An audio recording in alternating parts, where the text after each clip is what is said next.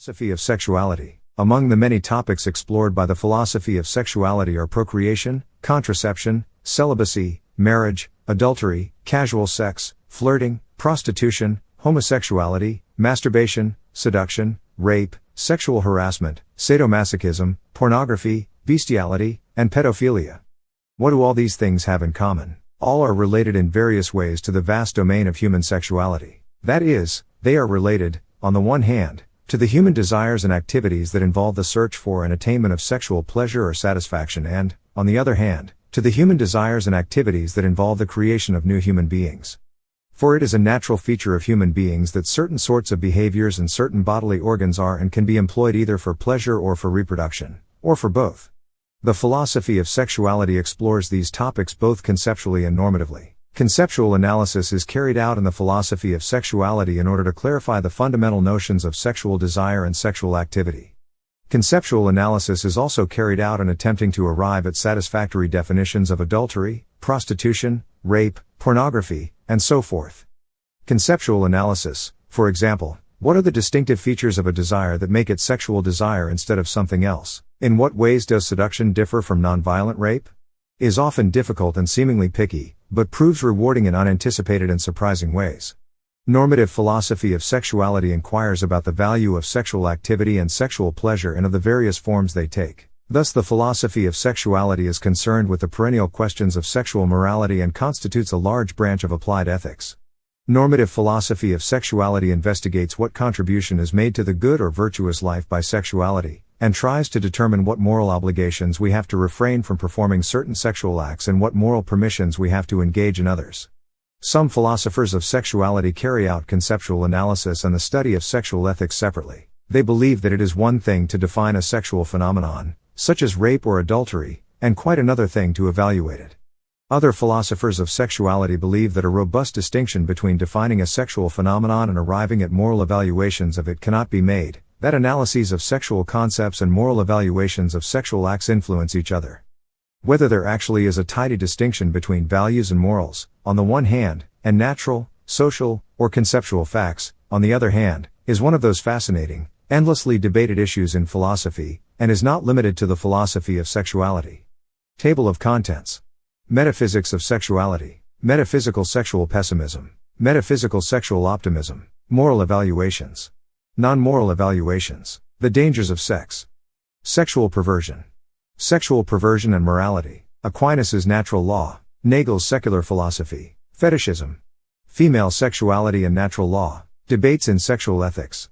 Natural law versus liberal ethics. Consent is not sufficient. Consent is sufficient. What is voluntary? Conceptual analysis. Sexual activity versus having sex. Sexual activity and sexual pleasure.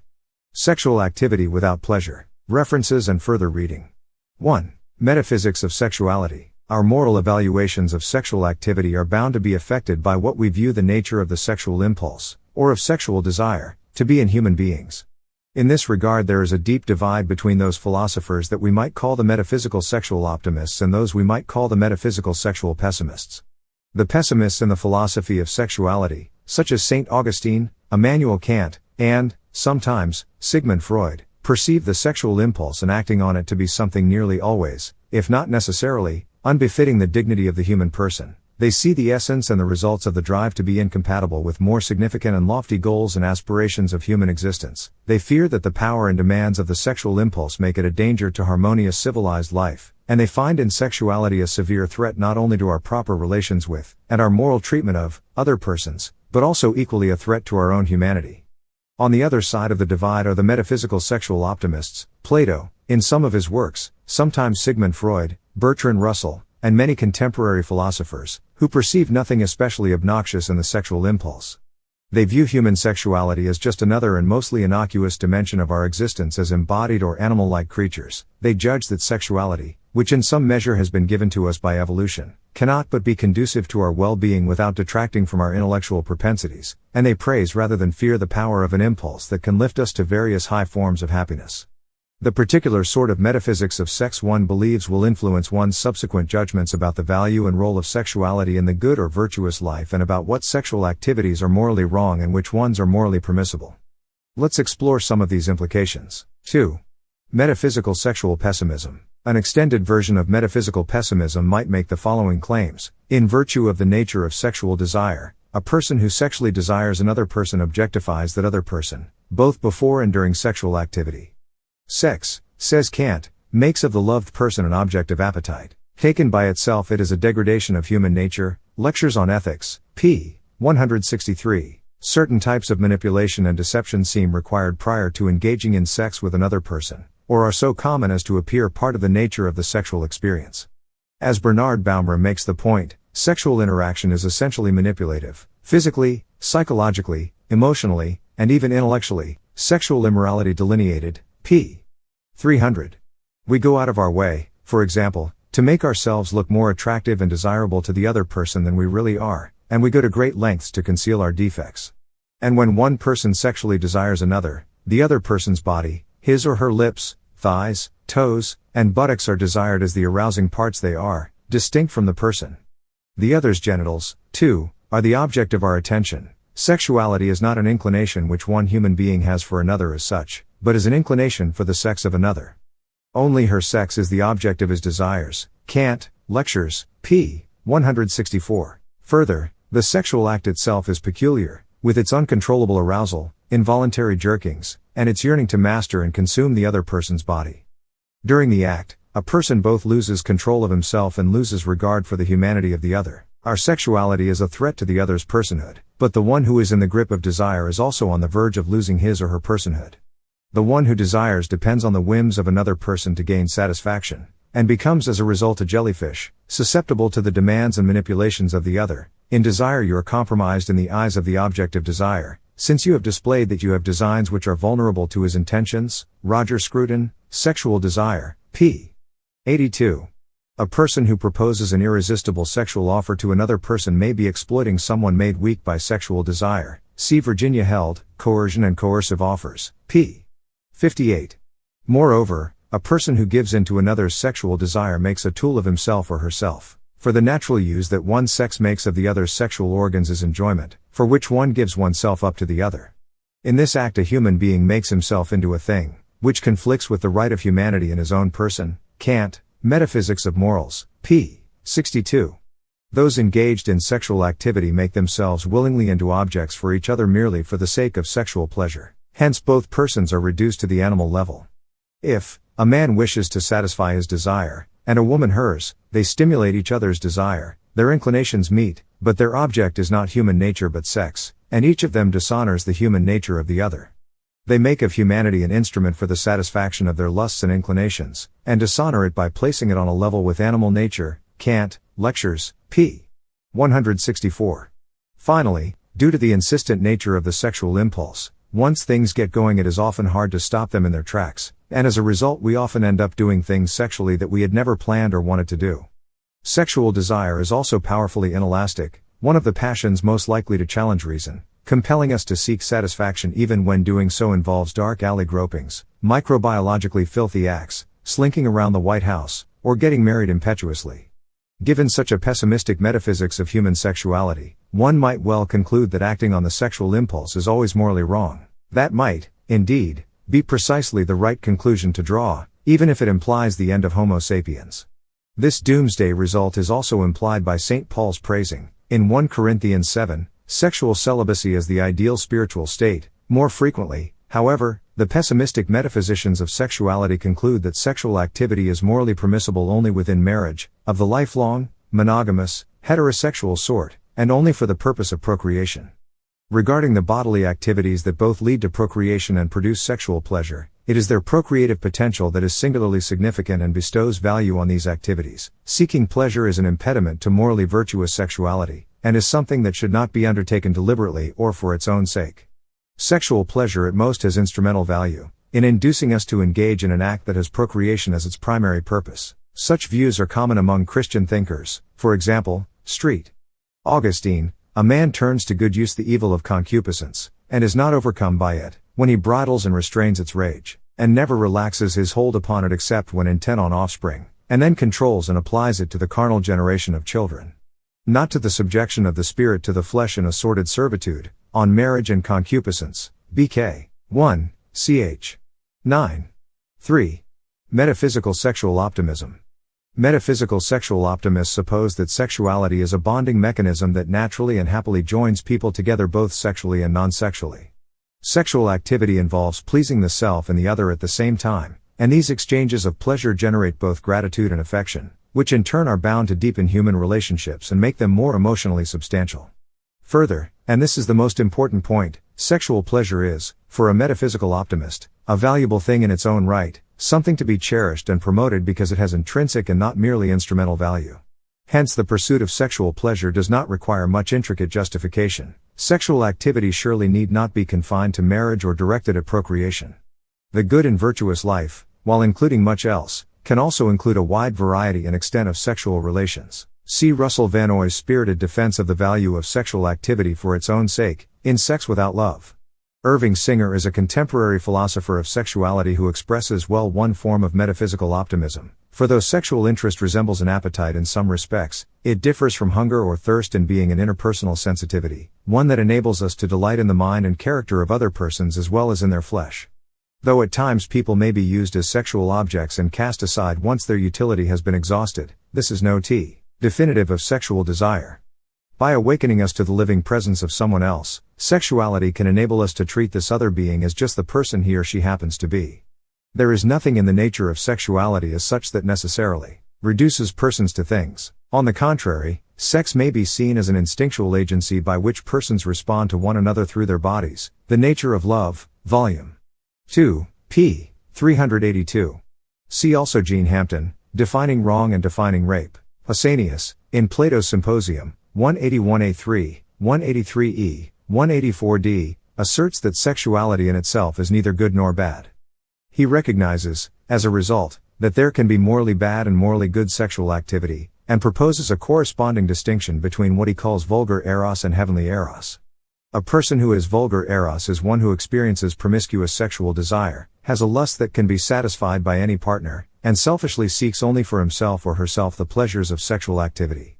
By contrast, a person who is heavenly eros experiences a sexual desire that attaches to a particular person. He or she is as much interested in the other person's personality and well-being as he or she is concerned to have physical contact with and sexual satisfaction by means of the other person.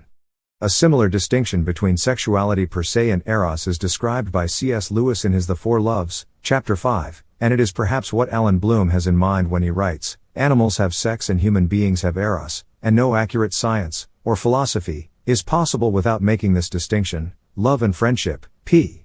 19. The divide between metaphysical optimists and metaphysical pessimists might, then, be put this way. Metaphysical pessimists think that sexuality, unless it is rigorously constrained by social norms that have become internalized, will tend to be governed by vulgar eros, while metaphysical optimists think that sexuality, by itself, does not lead to or become vulgar, that by its nature it can easily be and often is heavenly. See the entry, Philosophy of Love. 4. Moral evaluations. Of course, we can and often do evaluate sexual activity morally. We inquire whether a sexual act, either a particular occurrence of a sexual act, the act we are doing or want to do right now, or a type of sexual act, say, all instances of homosexual fellatio, is morally good or morally bad. More specifically, we evaluate, or judge, sexual acts to be morally obligatory, morally permissible, morally supererogatory, or morally wrong. For example, a spouse might have a moral obligation to engage in sex with the other spouse. It might be morally permissible for married couples to employ contraception while engaging in coitus. One person's agreeing to have sexual relations with another person when the former has no sexual desire of his or her own but does want to please the latter might be an act of supererogation, and rape and incest are commonly thought to be morally wrong. Note that if a specific type of sexual act is morally wrong, say, homosexual fellatio, then every instance of that type of act will be morally wrong. However, from the fact that the particular sexual act we are now doing or contemplate doing is morally wrong, it does not follow that any specific type of act is morally wrong. The sexual act that we are contemplating might be wrong for lots of different reasons having nothing to do with the type of sexual act that it is. For example, suppose we are engaging in heterosexual coitus, or anything else, and that this particular act is wrong because it is adulterous. The wrongfulness of our sexual activity does not imply that heterosexual coitus in general, or anything else, as a type of sexual act, is morally wrong. In some cases, of course, a particular sexual act will be wrong for several reasons. Not only is it wrong because it is of a specific type, say, it is an instance of homosexual fellatio, but it is also wrong because at least one of the participants is married to someone else. It is wrong also because it is adulterous. 5. Non-moral evaluations. We can also evaluate sexual activity, again, either a particular occurrence of a sexual act or a specific type of sexual activity, non-morally. Non-morally good sex is sexual activity that provides pleasure to the participants or is physically or emotionally satisfying, while non-morally bad sex is unexciting, tedious, boring, unenjoyable, or even unpleasant. An analogy will clarify the difference between morally evaluating something as good or bad and non-morally evaluating it as good or bad. This radio on my desk is a good radio, in the non-moral sense, because it does for me what I expect from a radio. It consistently provides clear tones. If, instead, the radio hissed and cackled most of the time, it would be a bad radio, non-morally speaking, and it would be senseless for me to blame the radio for its faults and threaten it with a trip to hell if it did not improve its behavior.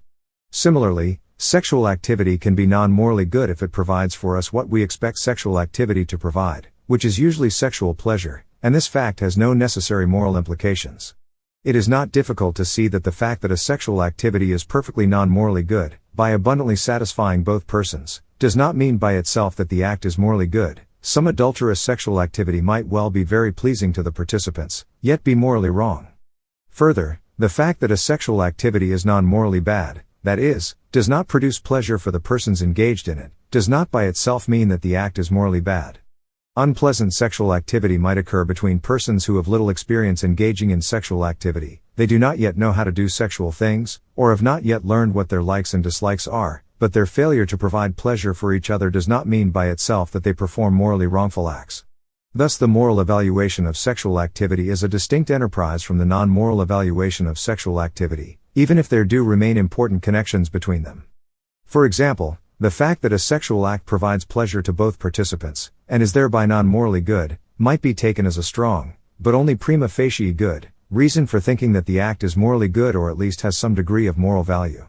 Indeed, utilitarians such as Jeremy Bentham and even John Stuart Mill might claim that, in general, the non-moral goodness of sexual activity goes a long way toward justifying it.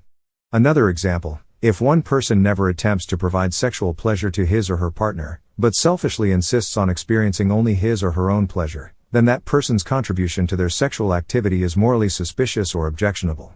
But that judgment rests not simply on the fact that he or she did not provide pleasure for the other person, that is, on the fact that the sexual activity was for the other person non-morally bad. The moral judgment rests, more precisely, on his or her motives for not providing any pleasure, for not making the experience non-morally good for the other person. It is one thing to point out that as evaluative categories, moral goodness/badness is quite distinct from non-moral goodness/badness. It is another thing to wonder, nonetheless, about the emotional or psychological connections between the moral quality of sexual activity and its non-moral quality. Perhaps morally good sexual activity tends also to be the most satisfying sexual activity, in the non-moral sense. Whether that is true likely depends on what we mean by morally good sexuality and on certain features of human moral psychology. What would our lives be like, if there were always a neat correspondence between the moral quality of a sexual act and its non-moral quality? I am not sure what such a human sexual world would be like. But examples that violate such a neat correspondence are at the present time, in this world, easy to come by. A sexual act might be both morally and non-morally good. Consider the exciting and joyful sexual activity of a newly married couple. But a sexual act might be morally good and non-morally bad. Consider the routine sexual acts of this couple after they have been married for 10 years. A sexual act might be morally bad yet non-morally good. One spouse in that couple, married for 10 years, commits adultery with another married person and finds their sexual activity to be extraordinarily satisfying. And, finally, a sexual act might be both morally and non-morally bad. The adulterous couple get tired of each other, eventually no longer experiencing the excitement they once knew. A world in which there was little or no discrepancy between the moral and the non-moral quality of sexual activity might be a better world than ours, or it might be worse. I would refrain from making such a judgment unless I were pretty sure what the moral goodness and badness of sexual activity amounted to in the first place, and until I knew a lot more about human psychology. Sometimes that a sexual activity is acknowledged to be morally wrong contributes all by itself to its being non-morally good. 6. The dangers of sex. Whether a particular sexual act or a specific type of sexual act provides sexual pleasure is not the only factor in judging its non-moral quality. Pragmatic and prudential considerations also figure into whether a sexual act, all things considered, has a preponderance of non-moral goodness. Many sexual activities can be physically or psychologically risky, dangerous, or harmful. Anal coitus, for example, whether carried out by a heterosexual couple or by two gay males, can damage delicate tissues and is a mechanism for the potential transmission of various HIV viruses, as is heterosexual genital intercourse. Thus, in evaluating whether a sexual act will be overall non-morally good or bad, not only its anticipated pleasure or satisfaction must be counted, but also all sorts of negative, undesired, side effects, whether the sexual act is likely to damage the body, as in some sadomasochistic acts, or transmit any one of a number of venereal diseases, or result in an unwanted pregnancy, or even whether one might feel regret, anger, or guilt afterwards as a result of having engaged in a sexual act with this person, or in this location, or under these conditions, or of a specific type. Indeed, all these pragmatic and prudential factors also figure into the moral evaluation of sexual activity. Intentionally causing unwanted pain or discomfort to one's partner, or not taking adequate precautions against the possibility of pregnancy, or not informing one's partner of a suspected case of genital infection, but see David Mayo's provocative dissent, in an obligation to warn of HIV infection, can be morally wrong.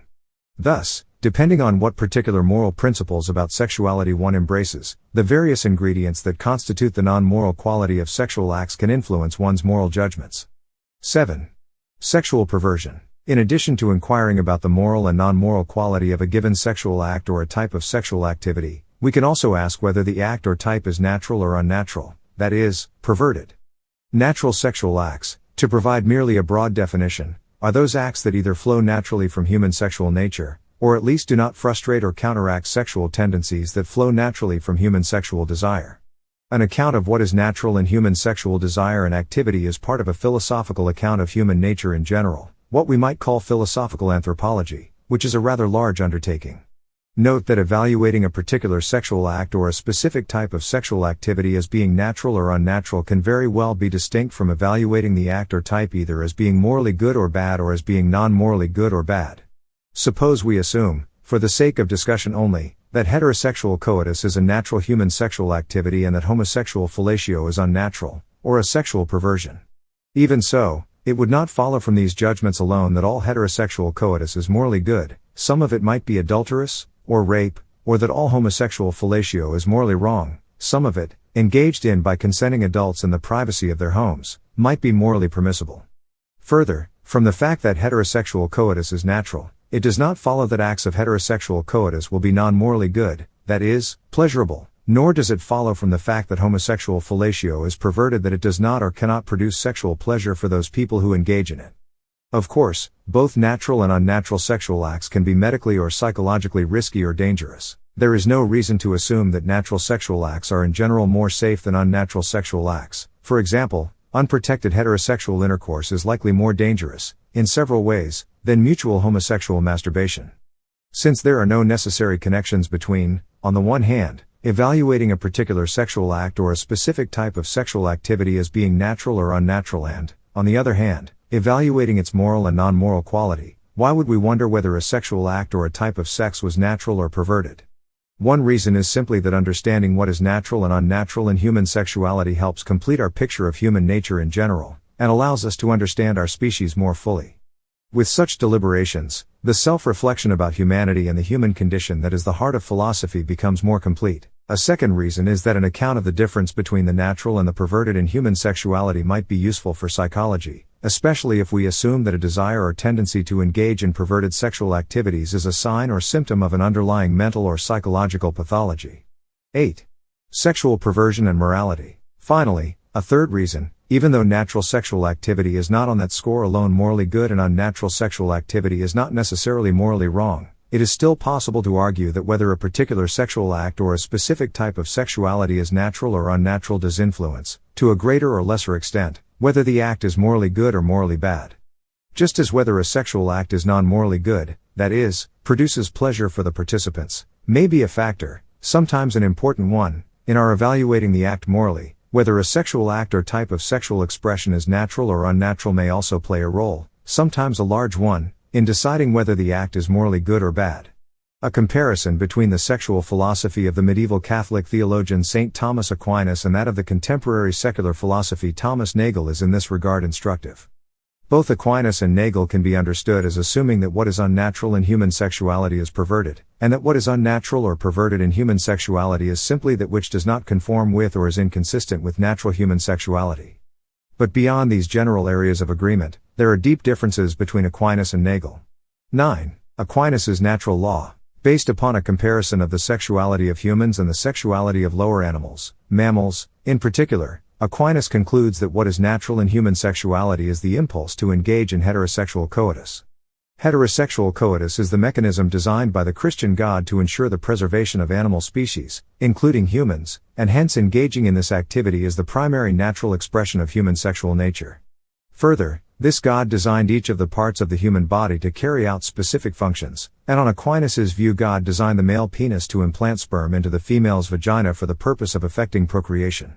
It follows, for Aquinas, that depositing the sperm elsewhere than inside a human female's vagina is unnatural. It is a violation of God's design, contrary to the nature of things as established by God.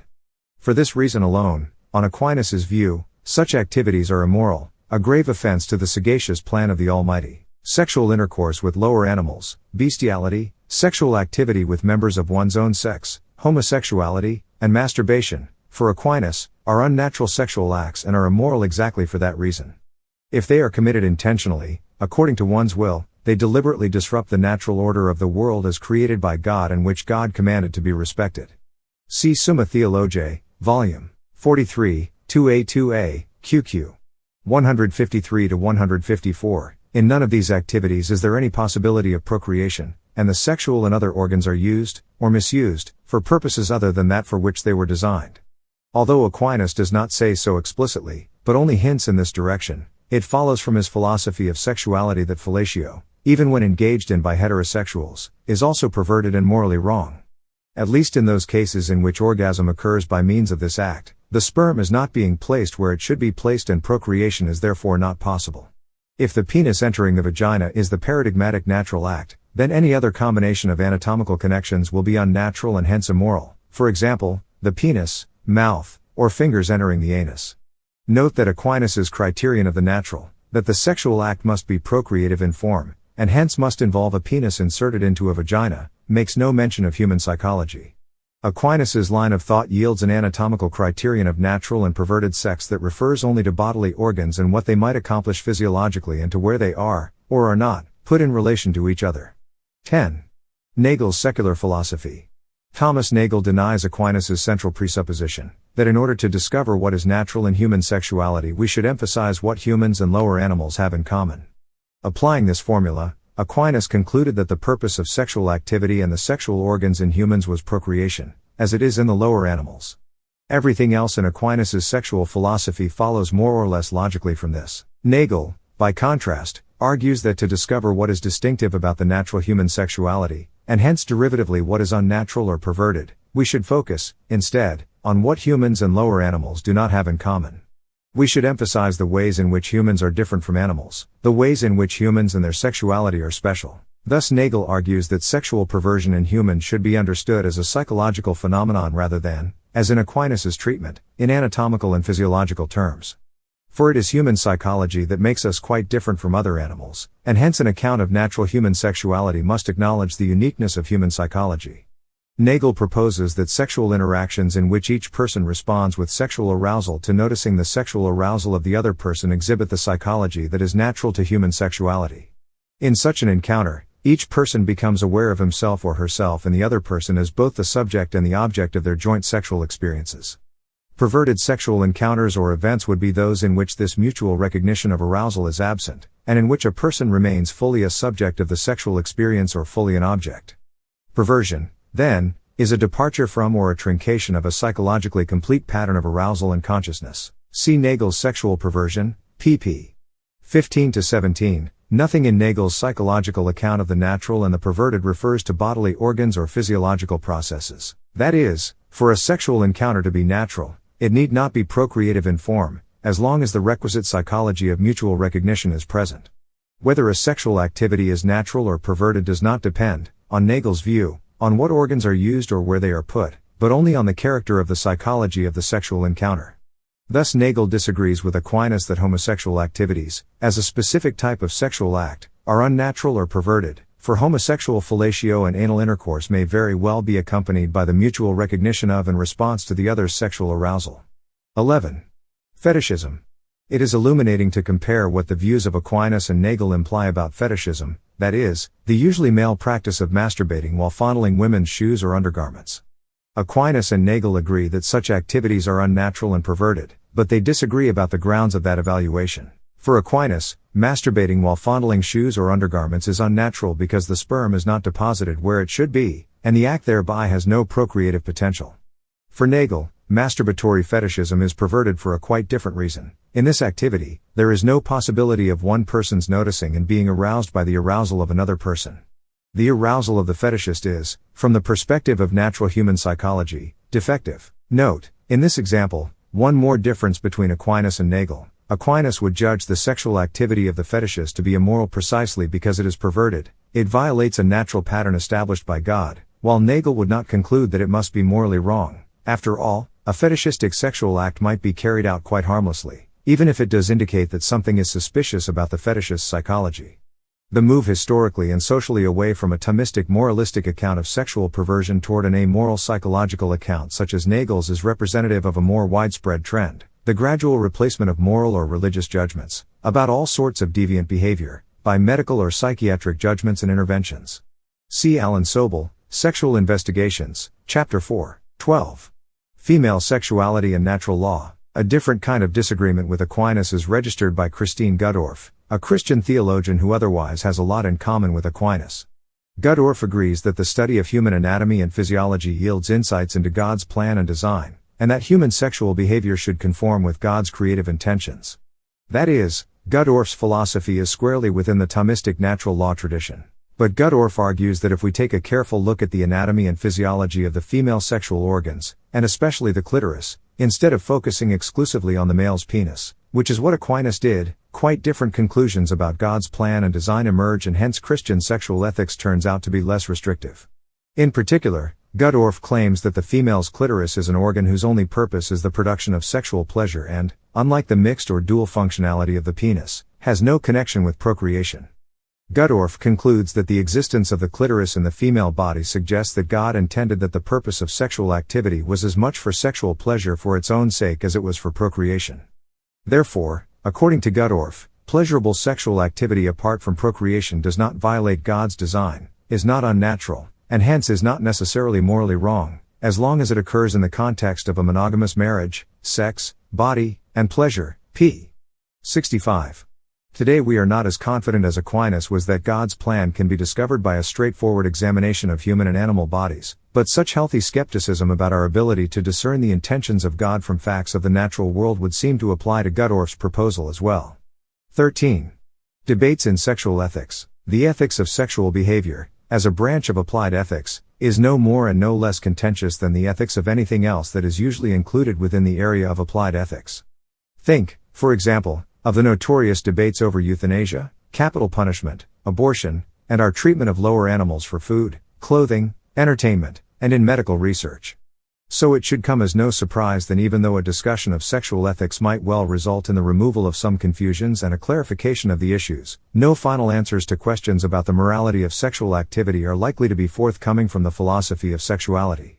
As far as I can tell by surveying the literature on sexual ethics, there are at least three major topics that have received much discussion by philosophers of sexuality and which provide arenas for continual debate. 14. Natural law versus liberal ethics. We have already encountered one debate, the dispute between a Thomistic natural law approach to sexual morality and a more liberal, secular outlook that denies that there is a tight connection between what is unnatural in human sexuality and what is immoral.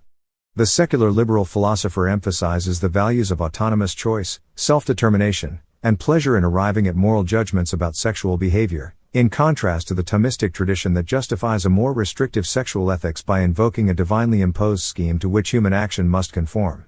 For a secular liberal philosopher of sexuality, the paradigmatically morally wrong sexual act is rape, in which one person forces himself or herself upon another or uses threats to coerce the other to engage in sexual activity.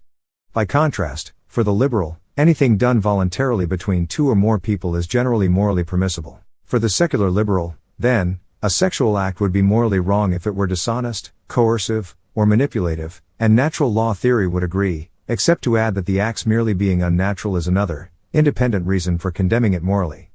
Kant, for example, held that onanism is abuse of the sexual faculty. By it man sets aside his person and degrades himself below the level of animals. Intercourse between sexes homogenei, 2 is contrary to the ends of humanity, Lectures, p. 170. The sexual liberal, however, usually finds nothing morally wrong or non-morally bad about either masturbation or homosexual sexual activity. These activities might be unnatural, and perhaps in some ways prudentially unwise, but in many if not most cases they can be carried out without harm being done either to the participants or to anyone else. Natural law is alive and well today among philosophers of sex, even if the details do not match Aquinas' original version. For example, the contemporary philosopher John Finnis argues that there are morally worthless sexual acts in which one's body is treated as instrumental for the securing of the experiential satisfaction of the conscious self. See, is homosexual conduct wrong? For example, in masturbating or in being anally sodomized, the body is just a tool of sexual satisfaction and, as a result, the person undergoes disintegration. One's choosing self becomes the quasi-slave of the experiencing self which is demanding gratification. The worthlessness and disintegration attaching to masturbation and sodomy actually attach, for Finnis, to all extramarital sexual gratification. This is because only in married, heterosexual coitus do the person's reproductive organs make them a biological unit. Finnis begins his argument with the metaphysically pessimistic intuition that sexual activity involves treating human bodies and persons instrumentally, and he concludes with the thought that sexual activity in marriage, in particular, genital intercourse, avoids disintegrity because only in this case, as intended by God's plan, does the couple attain a state of genuine unity. The orgasmic union of the reproductive organs of husband and wife really unites them biologically. See also Finnis's essay Law, Morality, and Sexual Orientation. 15. Consent is not sufficient. Another debate is about whether, when there is no harm done to third parties to be concerned about, the fact that two people engage in a sexual act voluntarily, with their own free and informed consent, is sufficient for satisfying the demands of sexual morality. Of course, those in the natural law tradition deny that consent is sufficient, since on their view willingly engaging in unnatural sexual acts is morally wrong, but they are not alone in reducing the moral significance of consent. Sexual activity between two persons might be harmful to one or both participants, and a moral paternalist or perfectionist would claim that it is wrong for one person to harm another person, or for the latter to allow the former to engage in this harmful behavior, even when both persons provide free and informed consent to their joint activity. Consent in this case is not sufficient, and as a result some forms of sadomasochistic sexuality turn out to be morally wrong. The denial of the sufficiency of consent is also frequently presupposed by those philosophers who claim that only in a committed relationship is sexual activity between two people morally permissible.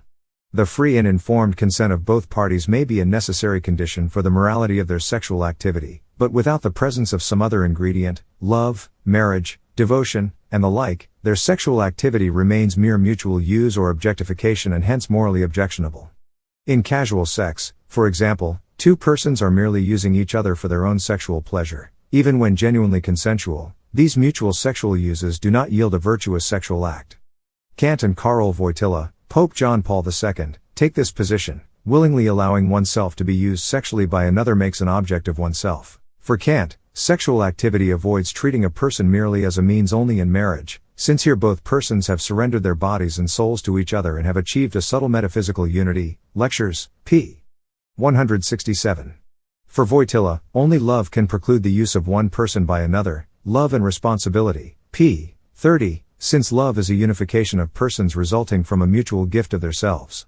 Note, however, that the thought that a unifying love is the ingredient that justifies sexual activity, beyond consent, has an interesting and ironic implication. Gay and lesbian sexual relations would seem to be permissible if they occur within loving, monogamous homosexual marriages, a position defended by the theologians Patricia Young and Ralph Smith, in Heterosexism. At this point in the argument, defenders of the view that sexual activity is justifiable only in marriage commonly appeal to natural law to rule out homosexual marriage. 16. Consent is sufficient. On another view of these matters, the fact that sexual activity is carried out voluntarily by all persons involved means, assuming that no harm to third parties exists, that the sexual activity is morally permissible. In defending such a view of the sufficiency of consent, Thomas Mapps writes that respect for persons entails that each of us recognize the rightful authority of other persons, as rational beings, to conduct their individual lives as they see fit. Sexual morality and the concept of using another person, p. 204. Allowing the other person's consent to control when the other may engage in sexual activity with me is to respect that person by taking his or her autonomy, his or her ability to reason and make choices, seriously, while not to allow the other to make the decision about when to engage in sexual activity with me is disrespectfully paternalistic. If the other person's consent is taken as sufficient, that shows that I respect his or her choice of ends, or that even if I do not approve of his or her particular choice of ends, at least I show respect for his or her ends-making capability. According to such a view of the power of consent, there can be no moral objection in principle to casual sexual activity, to sexual activity with strangers, or to promiscuity, as long as the persons involved in the activity genuinely agree to engage in their chosen sexual activities. If MAPS's free and informed consent criterion of the morality of sexual activity is correct, we would still have to address several difficult questions. How specific must consent be? When one person agrees vaguely, and in the heat of the moment, with another person, yes, let's have sex, the speaker has not necessarily consented to every type of sexual caress or coital position the second person might have in mind. And how explicit must consent be? Can consent be reliably implied by involuntarily behavior, moans, for example, and do nonverbal cues, erection, lubrication, decisively show that another person has consented to sex? Some philosophers insist that consent must be exceedingly specific as to the sexual acts to be carried out, and some would permit only explicit verbal consent, denying that body language by itself can do an adequate job of expressing the participant's desires and intentions. See Alan Soble, Antioch Sexual Offense Policy. Note also that not all philosophers agree with MAPS and others that fully voluntary consent is always necessary for sexual activity to be morally permissible. Geoffrey Murphy, for example, has raised some doubts, some ruminations on women, violence, and the criminal law, p. 218. Have sex with me or I will find another girlfriend strikes me, assuming normal circumstances, as a morally permissible threat, and have sex with me and I will marry you strikes me, assuming the offer is genuine, as a morally permissible offer. We negotiate our way through most of life with schemes of threats and offers, and I see no reason why the realm of sexuality should be utterly insulated from this very normal way of being human. Murphy implies that some threats are coercive and thereby undermine the voluntary nature of the participation in sexual activity of one of the persons, but, he adds, these types of threats are not always morally wrong. Alternatively, we might say that in the cases Murphy describes, the threats and offers do not constitute coercion at all and that they present no obstacle to fully voluntary participation. See Alan Wertheimer, Consent and Sexual Relations. If so, Murphy's cases do not establish that voluntary consent is not always required for sexual activity to be morally right. 17. What is voluntary? As suggested by Murphy's examples, another debate concerns the meaning and application of the concept voluntary. Whether consent is only necessary for the morality of sexual activity, or also sufficient. Any moral principle that relies on consent to make moral distinctions among sexual events presupposes a clear understanding of the voluntary aspect of consent. It is safe to say that participation in sexual activity ought not to be physically forced upon one person by another, but this obvious truth leaves matters wide open. Honora O'Neill, for example, thinks that casual sex is morally wrong because the consent it purportedly involves is not likely to be sufficiently voluntary, in light of subtle pressures people commonly put on each other to engage in sexual activity, see between consenting adults. One moral ideal is that genuinely consensual participation in sexual activity requires not a hint of coercion or pressure of any sort, because engaging in sexual activity can be risky or dangerous in many ways, physically, psychologically, and metaphysically. We would like to be sure, according to this moral ideal, that anyone who engages in sexual activity does so perfectly voluntarily. Some philosophers have argued that this ideal can be realized only when there is substantial economic and social equality between the persons involved in a given sexual encounter. For example, a society that exhibits disparities in the incomes or wealth of its various members is one in which some people will be exposed to economic coercion. If some groups of people, women and members of ethnic minorities, in particular, have less economic and social power than others, members of these groups will be therefore exposed to sexual coercion in particular, among other kinds. One immediate application of this thought is that prostitution, which to many sexual liberals is a business bargain made by a provider of sexual services and a client and is largely characterized by adequately free and informed consent, may be morally wrong, if the economic situation of the prostitute acts as a kind of pressure that negates the voluntary nature of his or her participation. Further, women with children who are economically dependent on their husbands may find themselves in the position of having to engage in sexual activity whether they want to or not, for fear of being abandoned. These women, too, may not be engaging in sexual activity fully voluntarily. The woman who allows herself to be nagged into sex by her husband worries that if she says no too often, she will suffer economically, if not also physically and psychologically. The view that the presence of any kind of pressure at all is coercive, negates the voluntary nature of participation in sexual activity, and hence is morally objectionable has been expressed by Charlene Muhlenhart and Jennifer Schrake. See their Nonviolent Sexual Coercion. They list, among other things, status coercion, when women are coerced into sexual activity or marriage by a man's occupation, and discrimination against lesbians, which discrimination compels women into having sexual relationships only with men, as forms of coercion that undermine the voluntary nature of participation by women in sexual activity with men. But depending on the kind of case we have in mind, it might be more accurate to say either that some pressures are not coercive and do not appreciably undermine voluntariness, or that some pressures are coercive but are nevertheless not morally objectionable. Is it always true that the presence of any kind of pressure put on one person by another amounts to coercion that negates the voluntary nature of consent, so that subsequent sexual activity is morally wrong? 18. Conceptual analysis. Conceptual philosophy of sexuality is concerned to analyze and to clarify concepts that are central in this area of philosophy: sexual activity, sexual desire, sexual sensation, sexual perversion, and others. It also attempts to define less abstract concepts, such as prostitution, pornography, and rape. I would like to illustrate the conceptual philosophy of sexuality by focusing on one particular concept, that of sexual activity, and explore in what ways it is related to another central concept, that of sexual pleasure. One lesson to be learned here is that conceptual philosophy of sexuality can be just as difficult and contentious as normative philosophy of sexuality, and that as a result firm conceptual conclusions are hard to come by. 19. Sexual activity versus having sex. According to a notorious study published in 1999 in the Journal of the American Medical Association, would you say you had sex if? By Stephanie Sanders and June Reinisch. A large percent of undergraduate college students, about 60%, do not think that engaging in oral sex, fellatio and cunnilingus, is having sex. This finding is at first glance very surprising, but it is not difficult to comprehend sympathetically. To be sure, as philosophers we easily conclude that oral sex is a specific type of sexual activity. But sexual activity is a technical concept, while having sex is an ordinary language concept, which refers primarily to heterosexual intercourse. Thus when Monica Lewinsky told her confidant Linda Tripp that she did not have sex with William Jefferson Clinton, she was not necessarily self-deceived, lying, or pulling a fast one.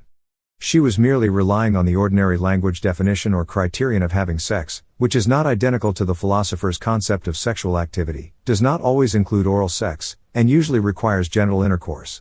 Another conclusion might be drawn from the JAMA survey. If we assume that heterosexual coitus by and large, or in many cases, produces more pleasure for the participants than does oral sex, or at least that in heterosexual intercourse there is greater mutuality of sexual pleasure than in one-directional oral sex, and this is why ordinary thought tends to discount the ontological significance of oral sex, then perhaps we can use this to fashion a philosophical account of sexual activity that is at once consistent with ordinary thought. 20. Sexual activity and sexual pleasure. In common thought, whether a sexual act is non-morally good or bad is often associated with whether it is judged to be a sexual act at all. Sometimes we derive little or no pleasure from a sexual act, say, we are primarily giving pleasure to another person, or we are even selling it to the other person, and we think that even though the other person had a sexual experience, we didn't. Or the other person did try to provide us with sexual pleasure but failed miserably, whether from ignorance of technique or sheer sexual crudity. In such a case it would not be implausible to say that we did not undergo a sexual experience and so did not engage in a sexual act. If Ms. Lewinsky's performing oral sex on President Clinton was done only for his sake, for his sexual pleasure, and she did it out of consideration for his needs and not hers, then perhaps she did not herself, after all, engage in a sexual act. Robert Gray is one philosopher who has taken up this line of ordinary thought and has argued that sexual activity should be analyzed in terms of the production of sexual pleasure. He asserts that any activity might become a sexual activity if sexual pleasure is derived from it, and no activity is a sexual activity unless sexual pleasure is derived from it. Sex and Sexual Perversion, p. 61. Perhaps Gray is right, since we tend to think that holding hands is a sexual activity when sexual pleasure is produced by doing so, but otherwise holding hands is not very sexual. A handshake is normally not a sexual act, and usually does not yield sexual pleasure. But two lovers caressing each other's fingers is both a sexual act and produces sexual pleasure for them. There is another reason for taking seriously the idea that sexual activities are exactly those that produce sexual pleasure. What is it about a sexually perverted activity that makes it sexual?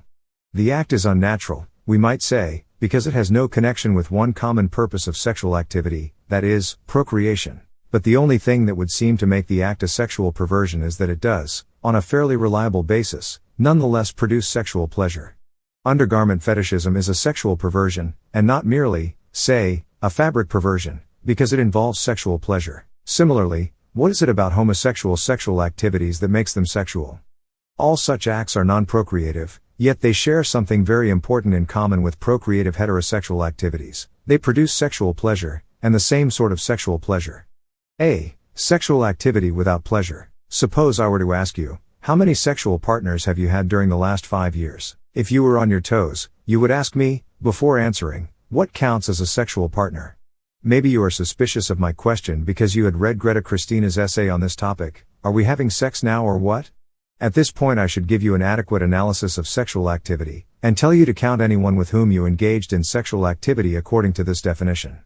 What I should definitely not do is to tell you to count only those people with whom you had a pleasing or satisfactory sexual experience, forgetting about, and hence not counting, those partners with whom you had non-morally bad sex. But if we accept Gray's analysis of sexual activity, that sexual acts are exactly those and only those that produce sexual pleasure, I should of course urge you not to count, over those 5 years, anyone with whom you had a non-morally bad sexual experience. You will end up reporting to me fewer sexual partners than you in fact had. Maybe that will make you feel better. The general point is this: if sexual activity is logically dependent on sexual pleasure, if sexual pleasure is thereby the criterion of sexual activity itself, then sexual pleasure cannot be the gauge of the non-moral quality of sexual activities. That is, this analysis of sexual activity in terms of sexual pleasure conflates what it is for an act to be a sexual activity with what it is for an act to be a non-morally good sexual activity.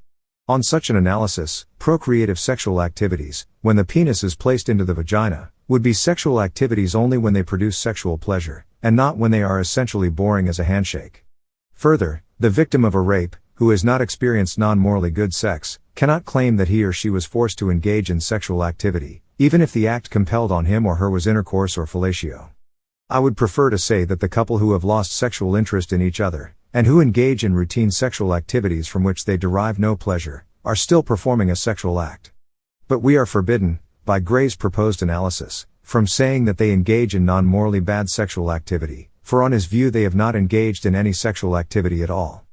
Rather, we could say at most that they tried to engage in sexual activity but failed to do so. It may be a sad fact about our sexual world that we can engage in sexual activity and not derive any or much pleasure from it, but that fact should not give us reason for refusing to call these unsatisfactory events sexual.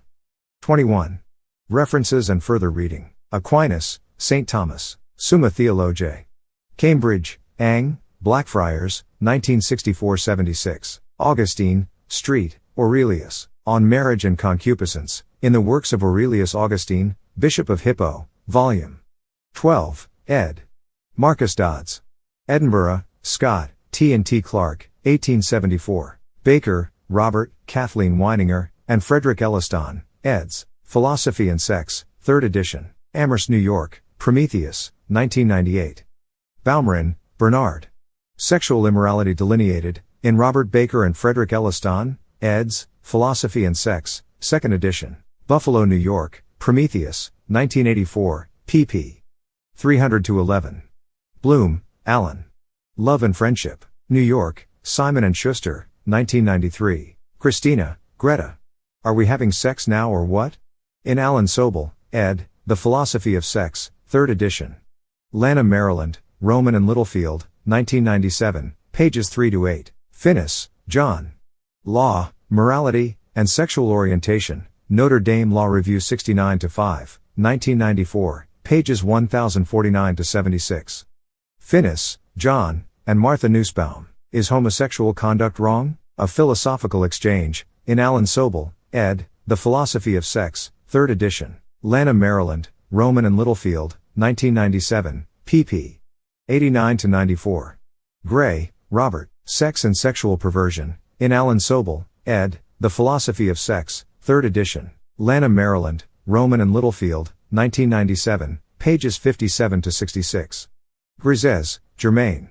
The Way of the Lord Jesus. Quincy, Illinois, Franciscan Press, 1993. Guttorf, Christine. Sex, Body, and Pleasure, Reconstructing Christian Sexual Ethics. Cleveland, Ohio, Pilgrim Press, 1994. Hampton, Jean. Defining Wrong and Defining Rape, in Keith Burgess Jackson, ed., A Most Detestable Crime, New Philosophical Essays on Rape.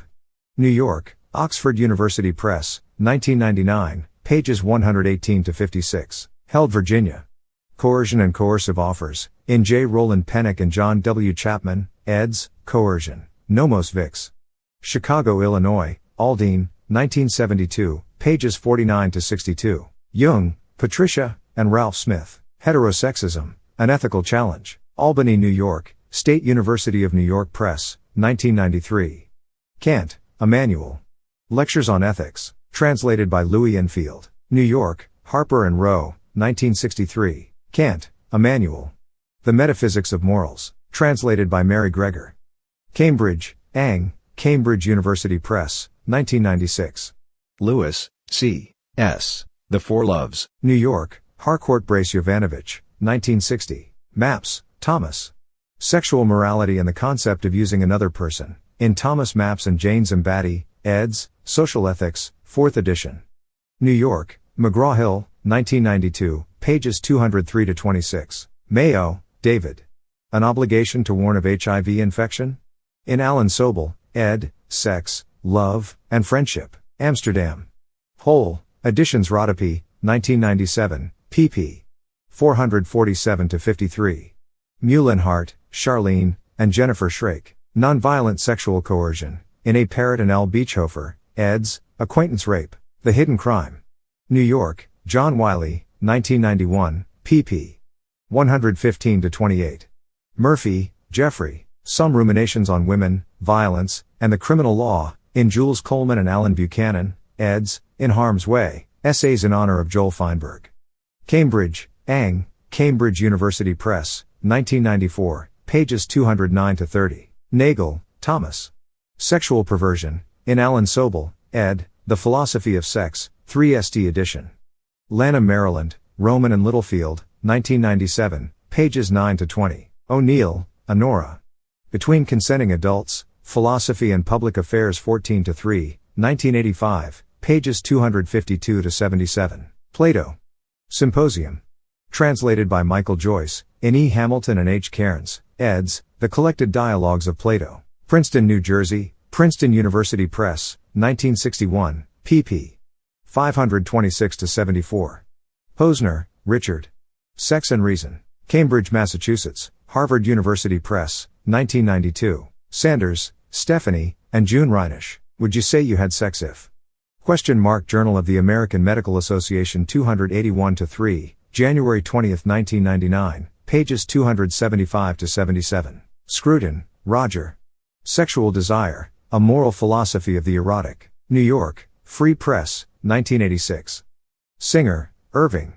The Nature of Love, Volume 2, Courtly and Romantic. Chicago, Illinois, University of Chicago Press, 1984. Soble, Alan. Antioch Sexual Offense Policy, A Philosophical Exploration, Journal of Social Philosophy 28-1, 1997, pp. 22-36. Soble, Alan. The Philosophy of Sex and Love, An Introduction. St. Paul, Minnesota, Paragon House, 1998. Soble, Alan. Sexual Investigations. New York, New York University Press, 1996. Soble, Alan. Ed.